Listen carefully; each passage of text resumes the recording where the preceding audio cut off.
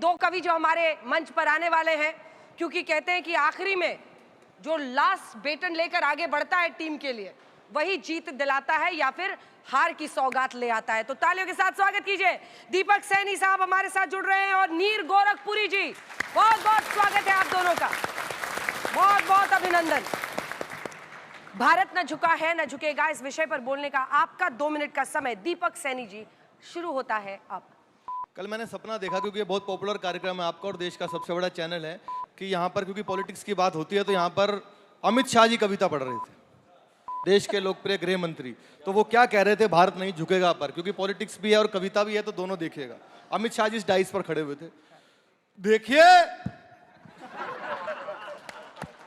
मंच के सामने मौजूद बुजुर्गों, माताओं, बहनों और मेरे जिगर के टुकड़े जैसे युवाओं, मैं आपको बहुत शुभकामनाएं देता हूं और इतना ही कहना चाहता हूं। अंजना जी, 2 मिनट का समय आपने दिया है, ये आप तय नहीं करोगे, 5 साल इस देश की जनता ने हमको दिए।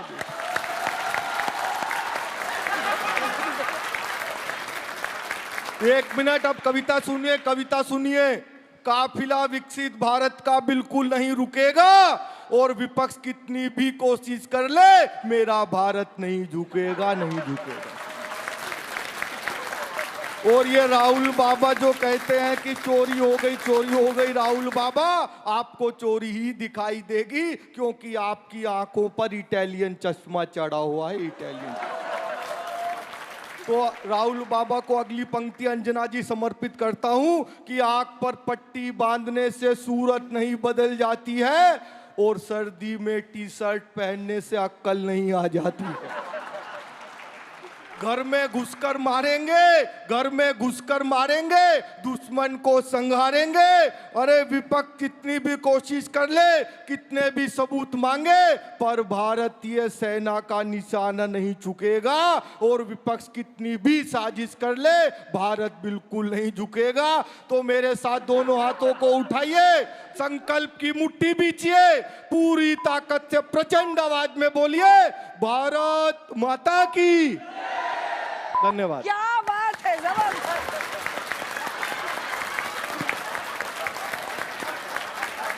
ये क्या था भाई, जो भी था कमाल था। आपका विषय पर बोलने का समय नीर गोरखपुरी जी शुरू होता है अब। आपने अंजना जी युवा कवि हम दोनों को इंट्रोड्यूस करा और आज का पूरा युवा जो है सोशल मीडिया इंस्टाग्राम पर है, तो मैं राजनीति को अलग तरीके से लेकर चलता हूं। पूरी राजनीति को मीम्स में आप किस तरह डालता जाता है वो देखिए। आपने जैसे कहा कि क्या चल रहा है कुछ समझ नहीं आया, वैसे ही चल रहा है बस मामला। मैं आपके बीच में रखता हूं क्या चलता है। देखिए कि विकास की बिहार में नई नई योजनाएं चल रही हैं, विकास की बिहार में नई नई योजनाएं चल रही हैं। बिहार चुनाव में ताबड़तोड़ घोषणाएं चल रही हैं, ताबड़तोड़ घोषणाएं चल रही हैं। अभी तो बिहार में उपहारों और आश्वासनों को देने की शुरू हुई झांकी है, शुरू हुई झांकी है।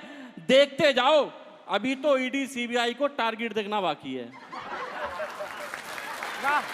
अभी तो ईडी सीबीआई को टारगेट देना बाकी है। रोज पुल टूटने की खबरें, शायद सीमेंट लगना ही छूट गया। रोज पुल टूटने की खबरें, शायद सीमेंट लगना ही छूट गया। अब तो पुल ही बोलने लगे खुद, बेकार है भैया, मैं तो टूट गया। वाह वाह वाह, जबरदस्त, वाह। बेकार है भैया, मैं तो टूट गया। वाह। बिहार के टूटते पुल आपकी उम्मीदों को कर ना दे भस्म, आपकी उम्मीदों को कर ना दे भस्म। अब की हर वादे पर जनता बुलवाएगी आपसे, खाओ मां कसम। अब की हर वादे पे जनता बुलवाएगी आपसे, खाओ मां कसम। 422 करोड़ का फ्लाईओवर 2 महीने में टूटा, 422 करोड़ का फ्लाईओवर 2 महीने में टूटा। आपके कारनामे हमारे सपने टूट गए, आपके कारनामे हमारे सपने टूट गए। इतनी बार तो मैक्स पर सूर्यवंशम हम आई जितने तुम्हारे पुल टूट गए। इतनी बार तो मैक्स पर सूर्यवंशम ना आई जितने आपके पुल टूट गए। 12 जिले और 17 लाख लोग बाढ़ से प्रभावित हैं। आपसे बिहार का विश्वास निश्चित गिरा है। एक बात बताऊं, ये पानी सड़कों पर नहीं, आपके विकास के दावों पर गिरा है। वाह, चलिए, आपके विकास के दावों पर फिरा है।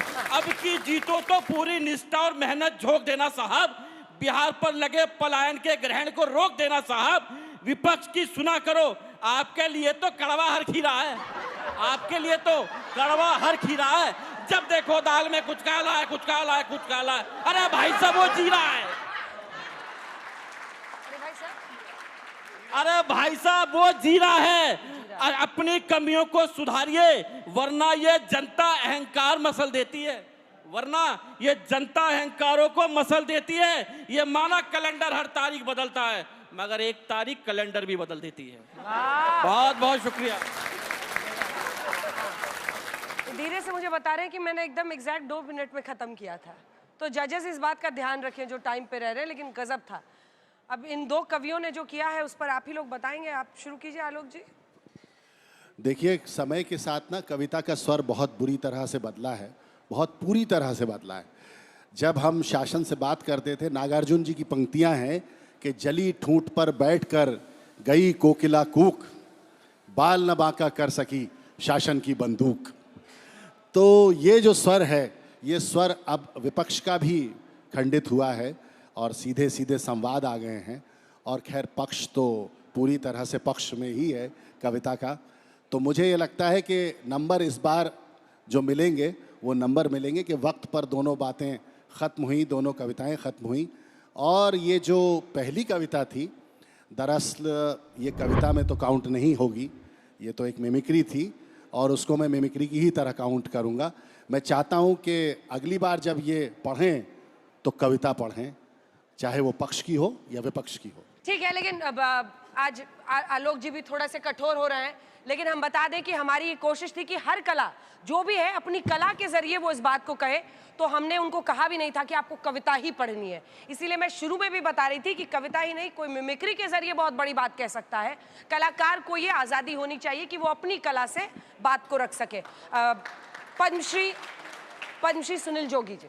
निश्चित तौर पर इस दौर में समय का अनुपालन किया गया, ये अच्छी बात है और अंजना जी का असर दिखाई दे रहा है। दीपक सैनी ने प्रस्तुति बहुत अच्छी की और बहुत कठिन होता है किसी विषय को पैरोडी के माध्यम से कहना। हालांकि कविता नहीं थी, लेकिन पैरोडी भी अपने आप में एक कला है। मैं उन्हें बधाई देता हूं। और पक्ष में जो कविताएं हुई वो निश्चित तौर पर समय के अनुकूल हुई, जिसकी सत्ता उसकी बातें। लेकिन जो विपक्ष में बोल रहे हैं उनकी हिम्मत, उनके साहस की भी मैं दाद देना चाहूँगा कि वो बहुत बेबाकी से बोल रहे हैं। बिल्कुल। देखिए, सैनी जी ने मिमिक्री की गजब और कविता भी सुनाई। हाँ। आलोक जी नहीं मानेंगे क्योंकि वो बड़े कवि हैं, पर सैनी जी ने जो कविता सुनाई वो उनकी नहीं थी, वो उन्होंने कह दिया। हाँ। ये अमित शाह पढ़ रहे हैं, वो अच्छे गृह मंत्री हैं, कवि अच्छे हों जरूरी नहीं है। हाँ, और प्रताप भाई ने केचुए गिनाए हमें। हाँ। और भाई साहब ने दाल में जो कुछ काला है उसे जीरा बता दिया। हाँ। पर अच्छी बात है कि हम अभी ऐसे दौर में हैं जहाँ पे कि दमदार बनारसी जी बोल रहे थे कि गुमान हो गया, पर जो बात गद्य में कहना मुश्किल था वो कविता में आसान हो गया। ये बातें जब हम गद्य में कहते हैं तो बहुत क्षोभ के साथ कहते हैं, और मैं यहाँ पे अंजना जी ये कार्यक्रम हर हफ्ते करती हैं, बहुत उत्तेजना होती है, बहुत क्रोध सा हो जाता है। पर वही बातें अगर एक कवि कहता है तो चाहे दमदार बनारसी के दम भरे अंदाज में कहे, पर हम जब सुनते हैं तो हमको कोमल ही लगता है। क्या बात। तो अभी तक बहुत बहुत बढ़िया है, अगले राउंड का इंतजार है। एक बात मैं और कहना चाहूँगा कि जो विषय हमारा आज का है कि भारत न झुका था न झुकेगा, तो मैं अंजना जी 2-3 पंक्तियाँ पढ़ना चाहता हूँ। वाह। ये गीत आपने शंकर जी की आवाज़ में सुना होगा, शंकर महादेवन जी की। आज मुझसे भी सुन लीजिए कि है मजहबों का मान तिरंगे के रंग में, है मजहबों का मान तिरंगे के रंग में, है एकता की शान तिरंगे के रंग में। झुकने न दूंगा इसको ये ईमान है मेरा, झुकने न दूंगा इसको ये ईमान है मेरा, ये देश मेरी शान है, ईमान है मेरा, वाह ये देश मेरी शान है। तो बहुत अच्छा। अगर एक और निवेदन है कवियों से कि अगर वो विषय पर रहें तो इस प्रोग्राम का जो डीएनए है वो भी बना रहेगा और खुसूसियत भी बनी रहेगी। हाँ, जबरदस्त, तालियां बजाइए भाई। कमाल कमाल, बहुत बहुत धन्यवाद आप दोनों का।